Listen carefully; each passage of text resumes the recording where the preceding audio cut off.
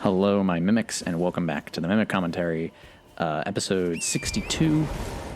Recently, we just completed Ainsel River first part, and we theorized about who Radigan is, what he might have learned. Maybe he sent out some explorers down into that area to kind of get some history of the world that maybe these noble scholars that we find, or these... what are they called again? The noble sorcerers might be his doing. You know, people who come from the capital, just like he did, to the academy to study, and they're going through the world to learn some more things.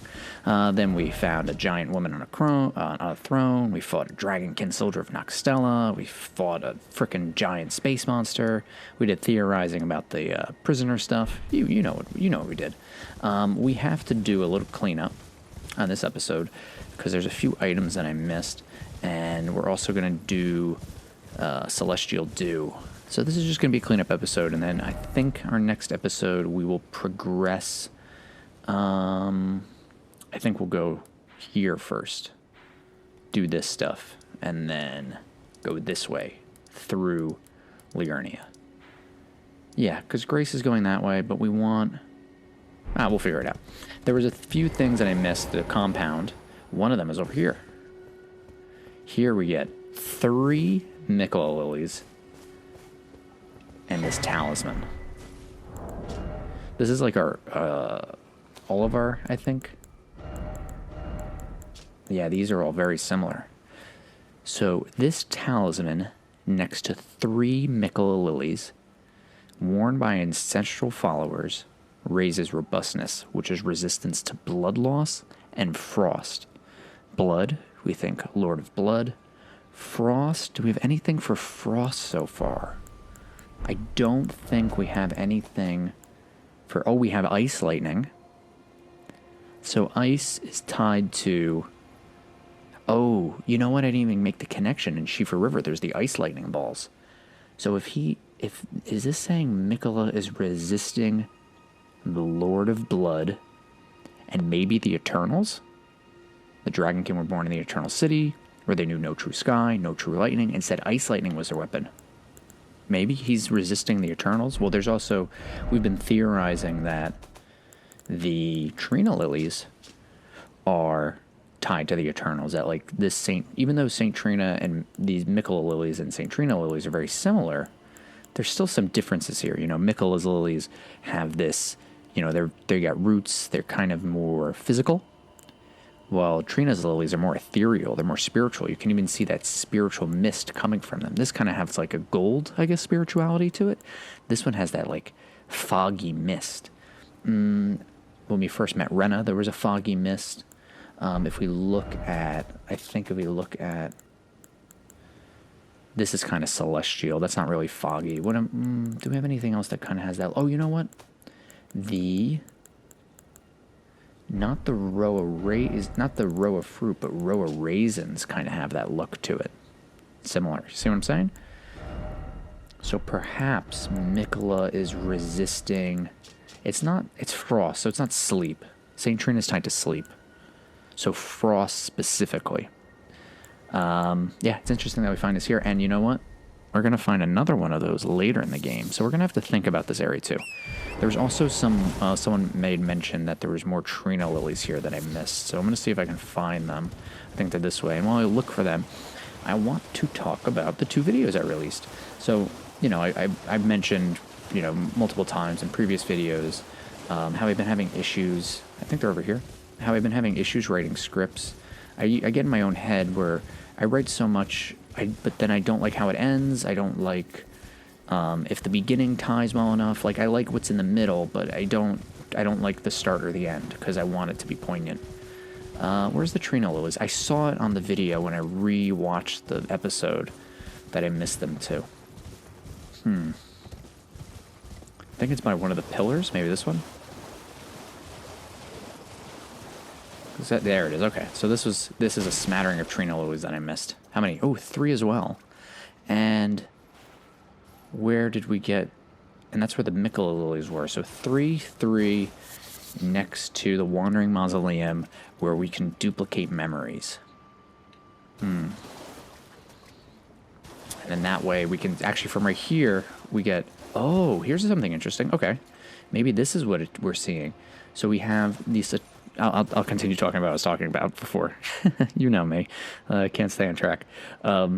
We have the, what do you call it? The Wandering Mausoleum for duplicating memories. And then it's in perfect view of the Academy of Raya Lucaria. Okay, so maybe we should think about duplicating memories and Raya Lucaria. But this one's different than the other Wandering Mausoleum. The Wandering Mausoleum down here with the bell can duplicate demigod memories. This one cannot. So we don't, you know... Here, I'll show you. So and the body in here is... it's black and not white. Remembrance duplication. So we can't duplicate Godric's remembrance in here because he is not, or because he's a demigod. When we get a Legends remembrance, we can duplicate it in here. So that's interesting. That's interesting. So we'll have to think about that. If you guys have any theories on that, let me know. Let me know what you guys think. So I was saying, I released those 2 videos. You know, I was having difficulties with scripts. So what I did was I just did, you know, kind of mimic commentary style. I had the topic I want to talk about, and oh, there's actually something I missed on the Limgrave Tower Bridge. So we'll do that before we go to chapel. And I was like, you know what? Let me just... Someone asked a question in the Discord about the Echoes of Radigan that I talk about.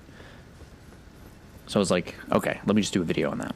So I did that, and I liked the reception I got. It got 10,000 views, which is like, you know, that's not crazy, but it felt really positive to me that I was able to do that video and get so much warm reception. You know, 10,000 views like isn't crazy in YouTube standards, but that's 10,000 people who watched me talk about that thing, and that was really awesome. And then this is the part of the story that's like bothersome. I get a direct message from another YouTuber.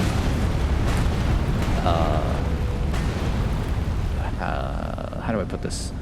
I guess I could just say candidly. I don't want to say anyone's names, but they accused me of plagiarizing someone else because I didn't cite their idea, specifically on the Hooded Radigan. The Hooded Radigan and what I mentioned on the Abductor versions. Now, those are my opinions. Those are my theories. I play the game and I came up with those thoughts, and I talk to people and I watch a lot of videos and I read things, and, you know, it was a video that was unscripted, and I was just shooting the shit. They accuse me of plagiarizing someone, and they say very heinous things to me in direct messages. Not... Oh, is this our first time getting this? Oh my goodness, we're gonna have to talk about that. Okay, well, first let me finish the story. And the person that they're accusing me of plagiarizing is a friend of mine. They're someone I know personally. They're someone who also does YouTube videos that I've met personally. Our spouses have met each other. We've gone to dinner together. I have their personal phone number. This is a friend of mine. And the person who's messaging me this, I'm like, were you told to come tell me I was plagiarizing? And they say, no, they're too nice to tell you. So I'm doing it for them. I reach out to my friend about this, and they say, I haven't talked to that person since last summer. This person who's messaging me, they were harassing me last year in defense of, someone not themselves, in defense for someone else. The same person. I know, it's very complicated, I guess, but not really. I just don't want to use names.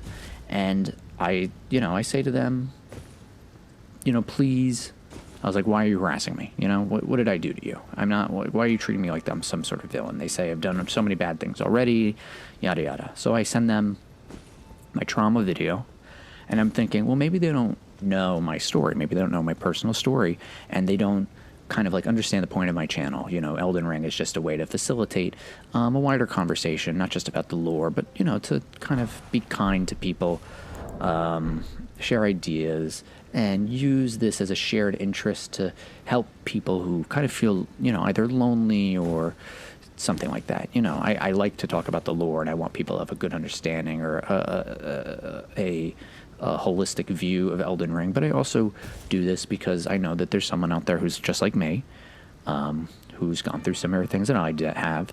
And if we have a shared interest in Elden Ring, there's some joy and camaraderie, and it eliminates that loneliness, knowing that the person who is sharing in this hobby so passionately is just like you are. Maybe you're listening to this right now, and that's why you watch my videos, because my story as a survivor, and hearing me talk about Elden Ring kind of maybe brings you comfort. That's what I hope. That's something I hope, and that's what I like. That makes me keep making videos, because I know somebody needs that. So I send them that video, and we're going to talk about these items in a second, but let's go to the Church of Vows.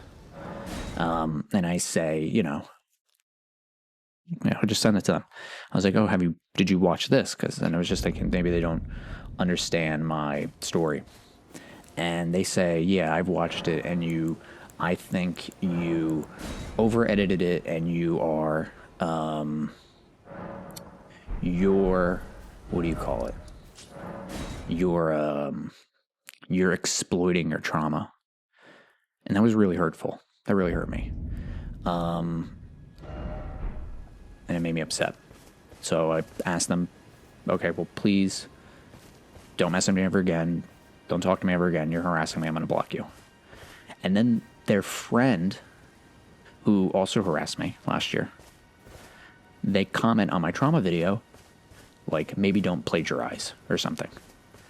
And I blocked them for that, because like the message I got was like, in my video where I talk about my survivorship, you're equating talking about theories of Elden Ring to me getting abused and talking about self-harm and stuff. Like, that's wild. It's so weird. So it was very weird that they would do that. And I don't know why they were, I don't know. I don't get it. I don't get it.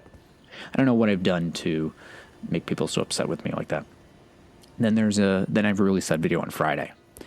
That was also unscripted. It was a lot of fun. The next video is not going to be scripted, but it's going to be outlined. It's going to be the Mimic a God video. But that one, I do what do you call it? I say everyone's wrong about something. And, I think that there is mistakes based on early theorizing of Elden Ring, very early in its, life cycle as a piece of art, that I think should be re-examined, specifically when the Night of the Black Knives happened, because it tells, moving it further back in the timeline, I think tells more interesting stories, and it's more accurate to what we're presented with in-game.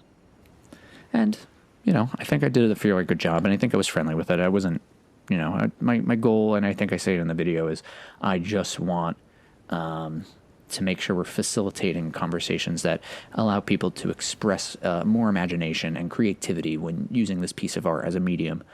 And someone who also bullied me in their own Discord after reacting to one of my videos, they are sending messages about me in some Discord I'm not in, but somebody showed me some screenshots of them saying not nice things about me. And that hurts my feelings too. I kind of expected when I started making Elden Ring content that I would be, what do you call it? I would be accepted with open arms because of my knowledge of George R. R. Martin. That just other creators would be like, oh, this guy knows all about the books that the guy who also wrote the lore did. So let's ask him questions, because maybe that can help us. But so far, that really hasn't happened. No one really seems to have an interest in that. And it kind of tells me that, perhaps most people are not interested in the wider discussion of Elden Ring, and they're more interested in, expressing themselves and what they feel and their expertise and that nature, without the use of, other people's input. And that's perfectly acceptable. But there is, I think, a little bit of mimicry going involved, where some people like to act like it's all for the it's all for the lore, it's all for understanding this thing, it's all for understanding this game. Yet their actions don't speak like that. And I think it's important to talk about this now because we're at the Church of Vows, and we got Celestial Dew, a hidden tier found in the Eternal City, also known as a Night Tier. Allows one to carry out Absolution at the Church of Vows, reversing all antagonizations. Once upon a time, the stars of the night sky guided fate, and this is a recollection of those times. Before we start going on that, let's look what we found. Now we can actually. So I've been calling this the Blackstone Civilization for early in the Mimic commentary because we were using our prophetic wisdom, but now we actually know it's a Blackstone Civilization. Here's our Golem Halberd. Holy crap, this thing's huge. How much strength do we need? 36. Woof. A great halberd of black stone, crafted by a civilization now gone to ruin. Wielded by the Guardian Golem. So, Blackstone Civilization, that is High Road Cave. All the stuff we saw in High Road Cave.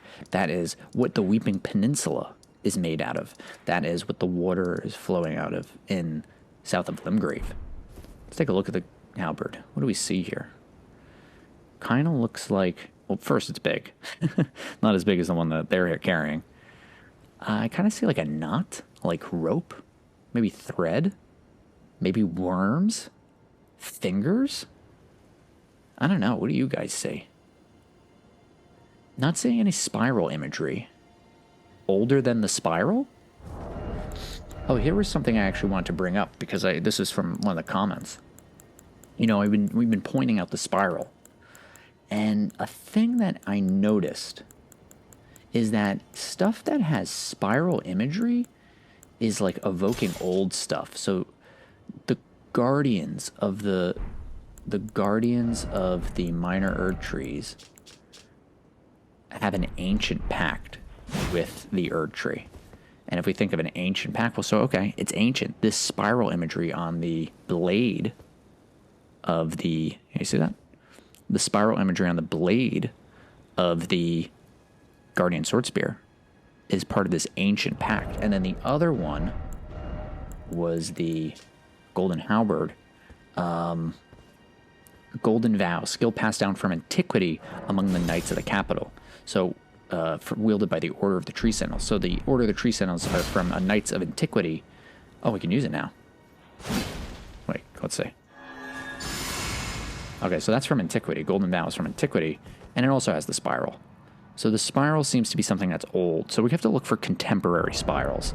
Oh, it also looks like... Are those lilies? Are those lilies? Do you guys see that? Are there lilies on the Golden Halberd? Holy crap. There's freaking lilies on the Golden Halberd. Am I seeing this? You guys gotta let me know. That's wild. That's freaking wild.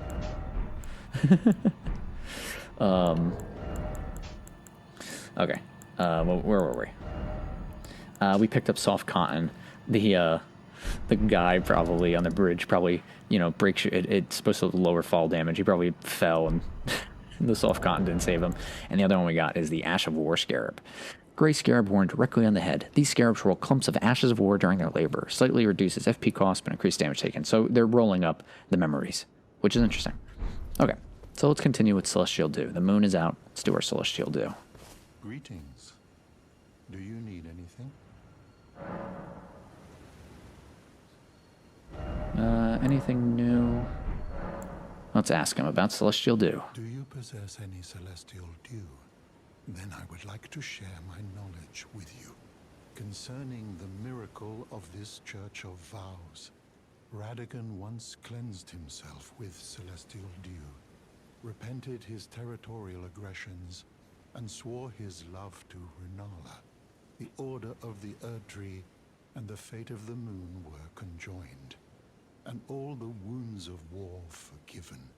This miracle blesses the Church to this day, and so you need only follow Radagon's example to restore any bond, however strained or severed, to its rightful state of harmony. Oh, he has more to say. Okay, so first, do you possess any Celestial Dew? concerning the miracle of this Church of Vows. So there's a miracle tied to the Church of Vows. Radigan once cleansed himself with celestial dew. Now, we'll talk to. Let's open up the celestial dew while we go through this. Celestial dew. Once upon a time, the night stars guided fate. And this is a recollection of those times. If we kind of look at the celestial dew at the top, it kind of looks like we get like maybe a crescent moon that closes all the way. Then blue. Oh, you know, that blue on the celestial dew is making me think of, where is it? Makes me think of blue glintstone, which is part of the Carian stuff, which makes sense to why we would find that here. What else? And then it kind of has a blue liquid. If we think of celestial, so stars, night sky, the moon, the space, celestial. Dew, it's kind of, well, we have the blessed dew talisman, but that talks about sap. But dew is the small water droplets that form on cool surfaces when water vapor in the air condenses, typically at night. From Google, this process happens when warm, moist air comes into contact with colder surfaces, causing water vapor to condense and form into droplets. So it being celestial dew, so maybe the dew of the stars. And if we think of, where is it? We think our starlight shards, these ephemeral slivers that give off a pale blue glow, what remains of the passing flash of starlight, a prized item that was once used in the Eternal City as an ingredient in intoxicating draughts. So is the celestial dew the intoxicating draughts? Is the reason why it's celestial dew is because it's the dew from starlight shards. It's also a hidden tear found in the Eternal City known as a night tear. If we think of tears, we have our larval tears, core of a creature of mimicry known as a silver tear. In Inca culture, silver tears are the tears of the moon.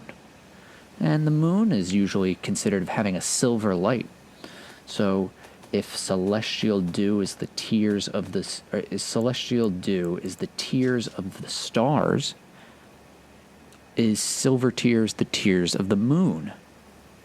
Once upon a time, the stars of the night sky guided fate, and this is a recollection of those times.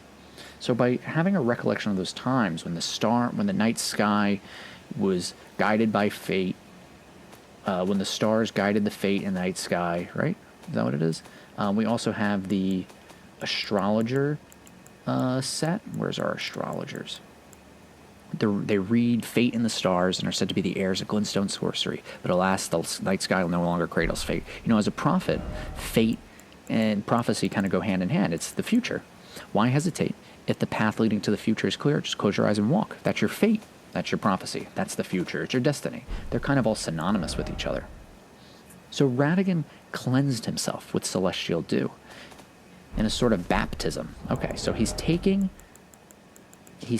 night tears. He's washing himself in tears. Let's think of that symbolism. You know, we find, do I have any on me? I don't have any on me right now, but we find sacred tears in front of statues of the Golden Order fundamentalists. Oh wait, sorry, am I going too far ahead? No.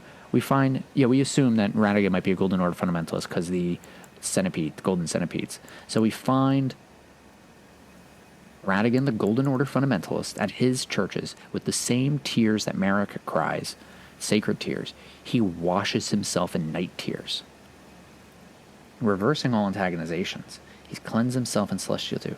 He repents his territorial aggressions and swears his love to Renala. This is a very sacred act. He also does this in this basin, I guess, with this in front of the statue. And we find these statues down in the Eternal Cities.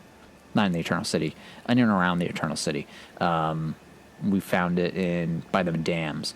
But we know from the things like Ducust herb that grows in the false night sky around the Eternal City, soaked in arcane dew, probably starlight it gives off a thing called starlight. Oh, so this has probably celestial dew too. The dew on the Ducust herb is probably celestial dew. It's probably starlight dew, except it's fake starlight because it's around the false night sky. So this celestial dew must be real. This must be the real deal. He repents his territorial aggressions and swears his love to Renala. So I think that means a lot. He fails 2 war campaigns, and then he swears his love to, as Muriel calls her the great and beautiful full moon witch. So he becomes a king consort to the great and beautiful full moon witch, and he swears his love to her. The order of the Erd Tree and the fate of the moon were conjoined, and all the wounds of war forgiven. The miracle blesses the church to this day, and so you only need follow Radigan's example to restore any bond, however strained or severed, to its rightful state of harmony. Before we do that, let's finish what else he has to say, and we will follow in Radigan's footsteps. My faith does not waver. The miracle rooted in these grounds will once again mend the world. And this time, its bounty will not be squandered. If you would be Elden Lord, tarnished, I hope that you too will share my faith. You know, if we become Elden Lord, I would want to follow in Radigan's footsteps. I would want to mend the world through forgiveness and healing. And on a personal side, it's something that I'm working through. I like, how do you forgive, like, an abuser? How do you forgive someone who hurt you so bad? And I think it has to do with recognizing that when someone hurts someone else, they're also hurting. And to hurt in return just leads to more pain. And forgiveness is the first step, or at least one of the many steps to healing. If you can forgive others, then you can begin to forgive yourself. And I think there's beauty in that. I think that might be the miracle. To experience the miracle, kneel in the basin at the back and cleanse yourself with celestial dew. Absolution will be yours. Any bond, no matter how strained or even severed, will be put to rights. Okay. So by kneeling into the basin, cleansing ourselves with celestial dew, absolution will be ours. Any bond, no matter how strained or severed, will be put to rights. Well, so for full baptism, we gotta get naked. We went to Fort Height at the end, I think, of the Limgrave finale, and I smacked him in the face to get him mad so I can have absolution. And then we also attacked Selen. And we attacked Selen in the Witchbane Ruins, and that made her disappear in the Waypoint Ruin. So using this, they should be there. Okay, so let's do absolution.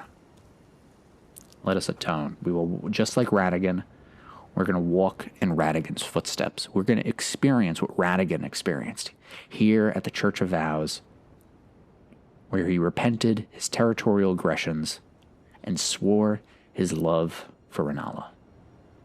And under the gaze of the Radigan statues, under the gaze of this eternal woman, I would say, and under the light of the Erd Tree, and I guess the House of the Moon. Fortunately, the moon isn't here right now. So let's use Celestial Dew and receive absolution.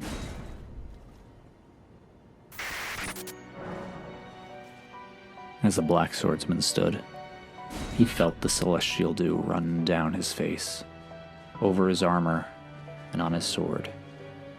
Up in the night sky, he saw both the Erd Tree and the light of the moon.